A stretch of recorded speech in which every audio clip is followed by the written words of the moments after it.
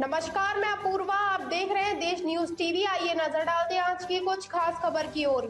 Article 370 को खत्म करने वाले भारत सरकार के फैसले की संवैधानिकता पर आज सुप्रीम कोर्ट ने अपना फैसला सुना दिया है। कोर्ट ने अपने फैसले में अनुच्छेद 370 को हटाने वाले भारत सरकार के कदम को बरकरार रखा है। कोर्ट ने कहा है कि राष्ट्रपति और संसद के पास 370 पर फैसला लेने का अधिकार है और इस तरह 5 अगस्त 2019 का भारत सरकार का ये फैसला बना रहेगा। इस फैसले को केंद्र सरकार की बड़ी जीत के तौर पर देखा जा रहा है। आइए जानते हैं सुप्रीम कोर्ट के फैसले की बड़ी बातें। सुप्रीम कोर्ट ने साफ तौर पर कहा है कि भारत में विलय के बाद जम्मू कश्मीर संप्रभु राज्य नहीं रहा। कोर्ट ने माना है कि इसकी आंतरिक संप्रभुता नहीं है।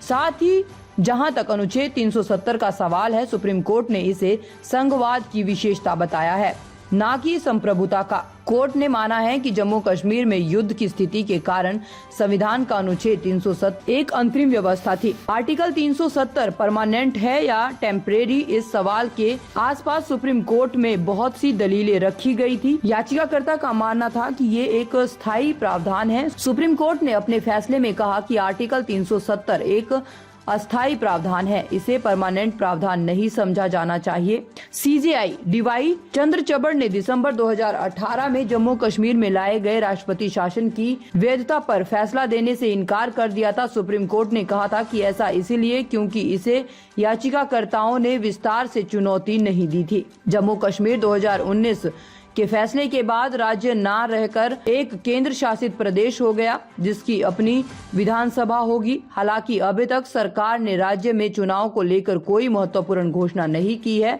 अब सुप्रीम कोर्ट ने अपने फैसलों में जम्मू कश्मीर में 30 दिसंबर 2024 तक चुनाव कराने की बात कही है। साथ ही कोर्ट ने जम्मू कश्मीर को राज्य का दर्जा जल्द से जल्द बहाल करने की बात कही है। सवाल ये भी था कि लद्दाख केंद्र शासित प्रदेश बना रहेगा, ये भी दोबारा से जम्मू कश्मीर का हिस्सा होगा। सुप्रीम कोर्ट ने अपने फैसले में कहा कि लद्दाख यूनियन टेरिटरी के तौर पर ही जाना जाएगा।